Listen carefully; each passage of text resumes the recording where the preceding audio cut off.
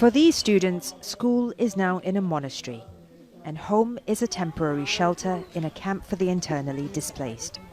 They had to leave their village when fighting between the Myanmar military and the Arakan army, an ethnic armed group that erupted in January last year, got too close. There was an airstrike. They fired onto our village. Our homes were burned. Artillery shells hit our houses.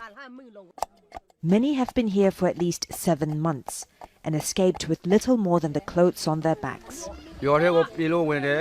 Soldiers entered our village, and we didn't want to run into them, so we ran away. We were scared. They haven't been able to return to their farms, their shops, and are dependent on aid. The UN says there are near-daily reports of civilians being killed or injured, and child casualties are on the rise. Last month, more than a dozen students were injured when an artillery shell hit their school. Landmines also pose a threat, according to a recent Landmine Monitor report by the International Campaign to Ban Landmines.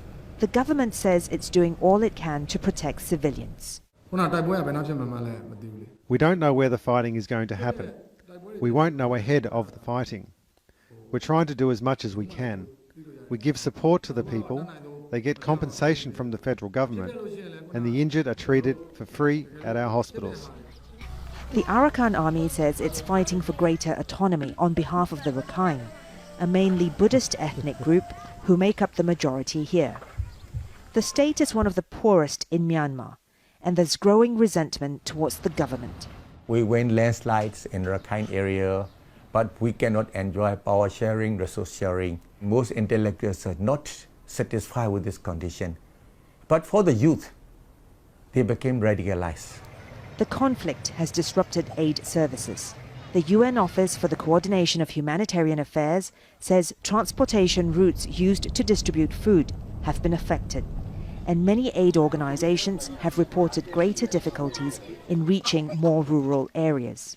An internet shutdown has made it more difficult to get information on civilian casualties and living conditions in the camps. Rakhine State is also where the Myanmar military launched a violent crackdown against the mainly Muslim Rohingya minority more than 2 years ago. Myanmar, which denies committing genocide, has been ordered by the International Court of Justice to prevent further killings of the Rohingya.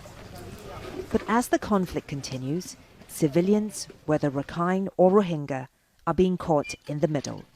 Florence Louis, Al Jazeera, Butidong Township, Rakhine State, Myanmar.